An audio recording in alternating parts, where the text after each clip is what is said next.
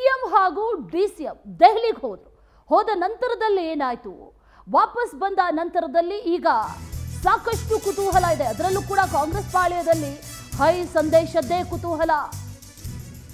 ದೆಹಲಿಯಿಂದ ಸಿಎಂ ವಾಪಸ್ ಆದ ಬಳಿಕ ಸಚಿವರು ಭೇಟಿ ಮಾಡಿದ್ದಾರೆ. ನಿನ್ನೆ ಕಾವೇರಿ ನಿವಾಸಕ್ಕೆ ತೆರಳಿ ಸಿಎಂ ಜೊತೆ ಚರ್ಚೆಯನ್ನ ಮಾಡಿದ್ದಾರೆ. ಹೈಕಮಾಂಡ್ ಸಂದೇಶದ ಕುರಿತು ಸಚಿವರು ಮಾಹಿತಿಯನ್ನ ಕೇಳಿದ್ದಾರೆ. ನಾಯಕತ್ವ ಬದಲಾವಣೆ, ಸಂಪುಟ ಸರ್ಜರಿ ಬಗ್ಗೆ ಚರ್ಚೆ ನಡೆದಿದೆ.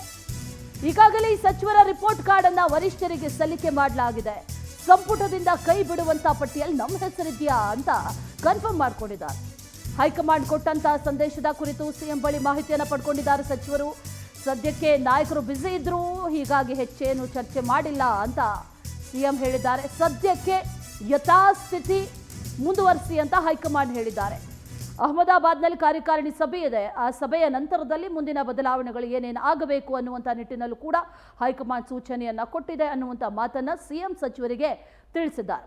ಮತ್ತಷ್ಟು ಡೀಟೇಲ್ಸ್ ಅನ್ನ ನೀಡ್ತಾರೆ ನಮ್ಮ ಪ್ರತಿನಿಧಿ ದೀಪಾ. ನೇರ ಸಂಪರ್ಕದಲ್ಲಿ ಜಾಯಿನ್ ಆಗ್ತಾ ಇದ್ದಾರೆ. ದೀಪಾ, ದೆಹಲಿಗೆ ಹೋಗಿ ಬಂದ ನಂತರದಲ್ಲಿ ಸಾಕಷ್ಟು ಕುತೂಹಲ ಇತ್ತು.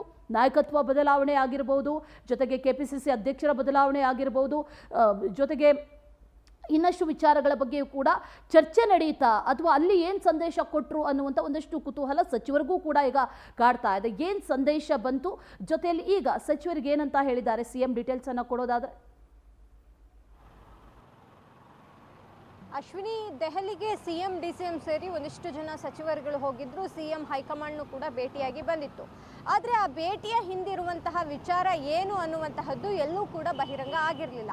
ಆದರೆ ಮೂಲಗಳ ಪ್ರಕಾರ ಸದ್ಯಕ್ಕೆ ನಾಯಕತ್ವ ಬದಲಾವಣೆ ಆಗಿರಬಹುದು, ಕೆಪಿಸಿಸಿ ಹುದ್ದೆ ಆಗಿರಬಹುದು, ಅಥವಾ ಸಚಿವ ಸಂಪುಟ ಎಲ್ಲವನ್ನೂ ಕೂಡ ಯಥಾಸ್ಥಿತಿಯಲ್ಲಿ ಕಾಪಾಡ್ಕೊಂಡು ಹೋಗಿ ಅನ್ನುವಂತಹ ನಿಟ್ಟಿನಲ್ಲಿ ಒಂದು ಸೂಚನೆ ಬಂದಿದೆ ಅನ್ನುವಂತಹ ಮಾಹಿತಿ ಕೂಡ ಇತ್ತು.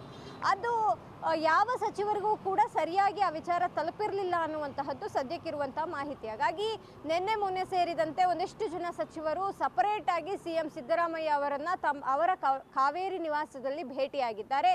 ಭೇಟಿಯ ವೇಳೆ ಈ ಒಂದು ವಿಚಾರಗಳನ್ನ ಕೇಳಿದ್ದಾರೆ ಅನ್ನುವಂತಹದ್ದು. ಅಂದ್ರೆ ನೀವು ದೆಹಲಿಗೆ ಹೋಗಿ ಬಂದ್ರಿ, ದೆಹಲಿಯ ಸಂದೇಶ ಏನು ಅನ್ನುವಂತಹದ್ದು ಇಲ್ಲಿ ತನಕ ಬಹಿರಂಗ ಆಗಿಲ್ಲ.